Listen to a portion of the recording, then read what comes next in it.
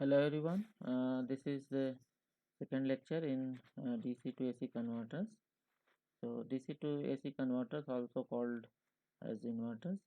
So in the last lecture I discussed about the half bridge based DC to AC converters and certain performance parameters that tells about the goodness of the inverter.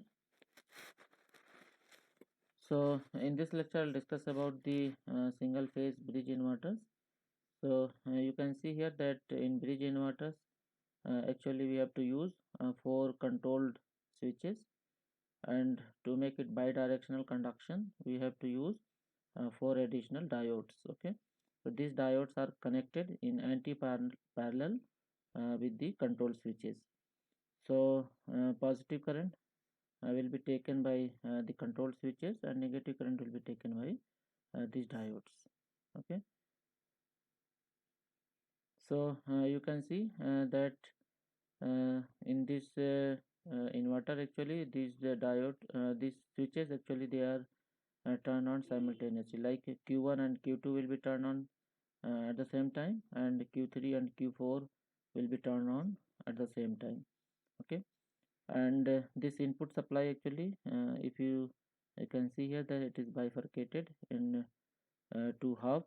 Okay, so this is the midpoint, and the pole voltages actually are measured with reference to this midpoint voltage. Okay, so positive direction of the current and positive voltage polarity is marked here. So this side will be plus, this side will be minus. So you can see that in first half cycle of the switching period, the Q1 and Q2 they are turned on. Then next half cycle Q3 and Q4 will be turned on simultaneously. Okay, so whenever the upper switch is turned on we will call that state 1, and whenever the bottom switch is turned on we will call that state to be 0. So if Q1 is turned on and Q2 is turned on, so that state will be called as, in this leg actually, and the upper switch is turned on, so that state will be called as state 1, and in this leg the Q2 switch is turned on, so that state we will call as 0 because the lower switch is turned on. Okay, so that state will be called as 1 0. So based on that we can decide the state of the inverter.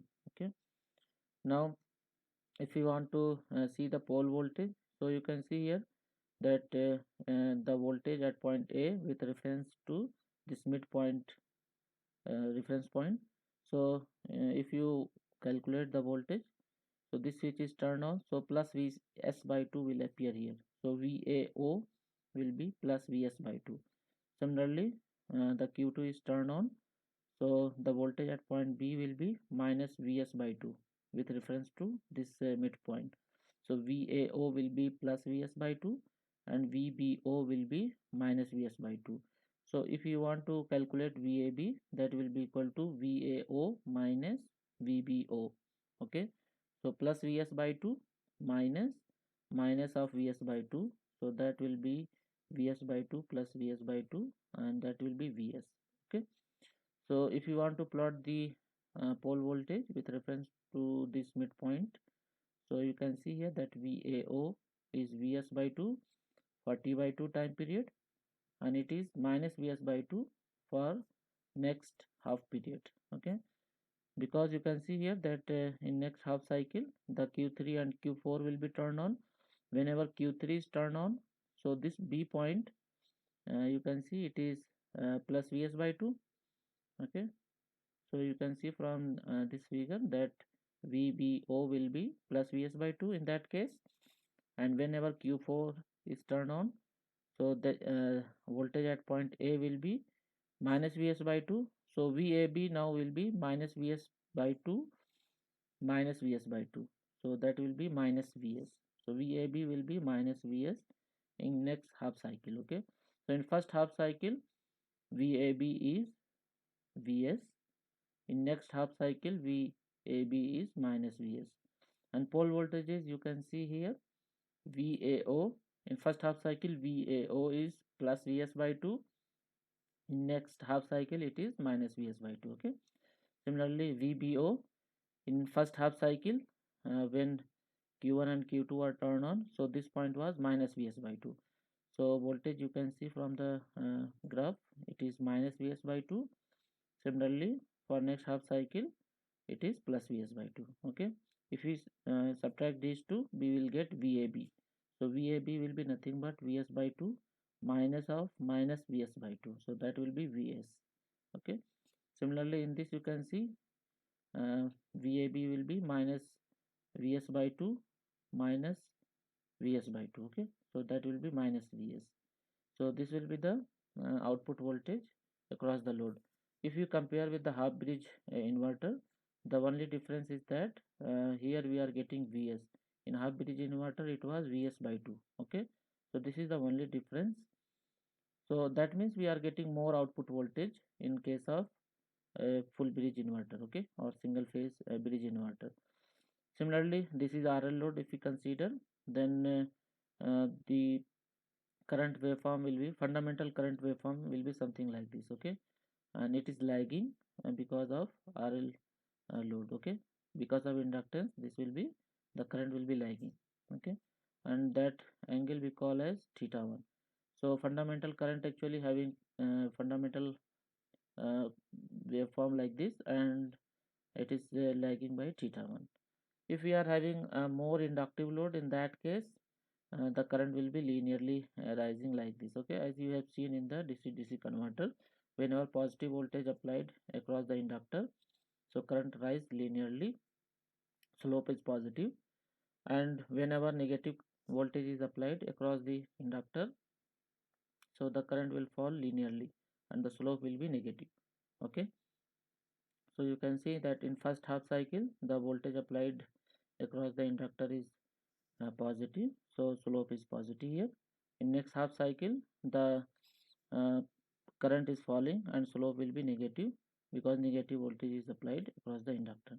If it is purely inductive case, in that scenario the current will be like this. Okay, but for RL load we are having the current waveform something like this. So it is increasing like this, then it will fall something like this, and if we decompose it into fundamental components and harmonic components, we will have fundamental component waveform something like this, which is lagging by an angle of theta 1. Okay, similar to that of half bridge converter, we can again find what will be the RMS value of the voltage. So we are having the peak value Vs, which is constant, so Vs is square, and we have to take mean of that and square root, so we are getting Vs here. Okay, in case of half bridge it was 0.5 Vs, so here we are getting double the uh, RMS value of the voltage. Okay, in comparison to half bridge inverter. So again you can see here that we are having the voltage across the load, we are having square wave. Okay, so it is not purely sinusoidal waveform, so the desired is pure sinusoidal waveform. Okay, so to analyze any type of waveform, again we have to do the Fourier series analysis. Okay, so we can decompose, so you will find that it is again having half wave and quarter wave symmetry, so an and a naught term will be 0. We are having only bn and sin n omega t. Okay, similar to that of half bridge inverter case, there it was 2 vs upon n pi sin n omega t, but in case of full bridge inverter we are having 4 vs upon n pi sin n omega t. Okay, so only difference is that in half bridge inverter it was Vs by 2, but in full bridge inverter here you can see it is Vs instead of Vs by 2. Okay, so we have to replace Vs by 2 by Vs to get the Fourier analysis of the full bridge inverter. So we are getting 4 Vs upon n pi sin n omega t. Okay, so it is having fundamental, if we substitute n is equal to 1 here, so we will get 4 Vs upon pi sin omega t. That will be the fundamental component or the desired component. Then if we substitute n is equal to 3, so 4 Vs upon 3 pi sin and 3 omega t, that will be third harmonics. If you want to compare the magnitude of the harmonics, so third harmonics you can see it is 1 upon 3 times the fundamental component. Similarly, if you calculate the fifth harmonic component, so that will be 1 upon 5 time 1 upon 5 1 upon 5 times the fundamental component magnitude. Okay, so you can see that lower order harmonic component actually they are having higher magnitude, okay, in comparison to the higher order harmonic. So lower order harmonic they are more problematic than higher order harmonics. So if you want to find the fundamental component RMS magnitude, so peak value of the fundamental component is 4 Vs upon pi. If we divide by root 2, we will get the RMS value of the fundamental component. So RMS value will be 4 Vs upon root 2 pi. So here we are getting 0.90 Vs. Okay. So fundamental component RMS value we are getting 0.90 Vs, and RMS value of the overall waveform it is Vs. Okay. So this is the useful part. Now from this switching tables we can find the states and working of this inverter. So in state 1, okay, the leg 1 is upper switch is turned on, so we call 1. Leg 2 lower switch is turned on, so we call 0. So we are having 1 0 state. Okay, so switching state is 1 0. Pole voltage we already seen that VA naught will be plus Vs by 2 and VB naught is minus Vs by 2, and VAB will be the difference of these two, so we are getting Vs. So in that scenario S1 and S2 will be conducting. So you can see from here, so if current is positive, so here you can see if we consider this part say, so here you can see the voltage is positive but the current is negative. In this part current is negative, so this switch is turned on, sorry, this switch is turned on, Q1 is turned on and Q2 is turned on. Okay, the voltage across the load is VAB but the current is negative. Okay, so that means it will flow from B to A. So to flow the current from B to A, the diode D2 and D1 must conduct. Okay, because these transistors they will conduct only current only in one direction. Okay, from this direction to this direction, that means from VAB, from current from A to B, the transistor will conduct. Otherwise if current is from B to A, the diodes D2 and D1 will conduct. So you can see from here that S1 and S2 will conduct if I naught is positive, and D1 and D2 will conduct if current is negative. Okay, if current is from this direction, so in that scenario D1 and D2 will conduct. Similarly in state 2, the switch state is 0 1. So here bottom switch is turned on, here top switch is turned on.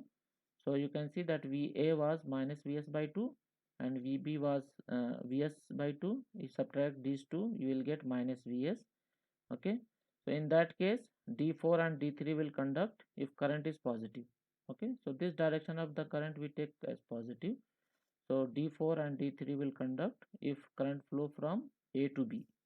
Okay, and it will be, and Q3 and Q4 will conduct if current direction is from B to A, that means for negative current. So for negative current S4 and S3 will be conducting. Okay, similarly state 3, S1 and S3 are turned on. Okay, you can see this is the 1 1 state. So in 1 1 state both upper switches are turned on, that means this Q1 and Q3 are turned on. So in that case you will find that VAO will be Vs by 2 and this will also be Vs by 2. So output voltage that applied across this load will be 0. Okay, and in this scenario if current is positive, so Q1 will conduct. If current is from A to B, that is positive current, then in that case Q1 will conduct and D3 will conduct. Okay, so for positive current Q1 and D3 will conduct. For negative current Q3 and D1 will conduct. Okay, so this will be the loop. Output voltage that appears across this load will be 0 in that case. Similarly for 0 0, for both the down switches turned on, in that case also the voltage applied across this load will be 0. and for positive current D4 and Q2 will conduct. For negative current Q4 and D2 will conduct. Okay. Similarly, you can see here 1 1 and 0 0 states. Similarly, if all the switches are turned off, okay, in that case you can see the current will be taken by these diodes. Okay, so if Q1 Q3 Q4 and Q2 all are off, so all the switches are off in that case, so you will find that the current actually will be taken by D4 and D3 for positive value of the current, and it will be taken by D2 and D1 for negative value of the current. Okay, so you can explain the working of full bridge inverter with the help of this table. Again, the current will be 4 Vs upon N pi. So impedance, as we saw in the last class, that impedance was Z is equal to R plus J N omega L. So magnitude of that impedance will be square root of R square plus N omega L square, and theta n was the phase angle, that was tan inverse N omega L upon R. So this current actually is lagging. So voltage divided by impedance. So 4 Vs upon N pi square root R square plus N omega L square sin N omega t minus theta n. Okay. Another important thing is DC supply current if we analyze. So if we consider these switches to be ideal switches, so in that case input power will be equal to the output power. Okay, so input power is Vs into Is, output power is Vo into Io. So if we substitute for Is value, okay, so input value of the current can be found like this. Okay, so you can see here that we are having one DC component, then we are having one second harmonic component, and the magnitude of these two are same. You can see here the magnitude of constant value is V01 upon Vs into I naught. Here it is V01 upon Vs. Okay, so you can see that these two are having the same magnitude. So instead of DC value, we are having second harmonic component that is injected into DC supply. Okay, so in order to get a constant DC supply, we have to take care about this second harmonic component. Okay, that's why a capacitor is placed, okay, to suppress this second harmonic component. Now again we are having this problem. Last time this problem we have solved for the half bridge inverter. Now in this we have to solve for full bridge inverter. You can go through this problem. This is very straightforward, and you have to substitute in formulas discussed in this lecture. You will find the desired performance. So one important thing is that THD, you will see that it is again 48.34%. It was also same as in half bridge inverter. So basically THD depends on the wave shape. It was square wave, and in this also the output waveform is square wave. That's why we are getting the same THD value. Okay, total harmonic distortion again for square wave operation we are getting 48.34%. Okay, so full bridge inverter actually will give can be used for more power rating. Another problem for half bridge inverter is that we require 3-terminal supply, okay, which is most of the time not available. So in all single phase cases we use full bridge inverter as voltage source inverter. Okay, thank you.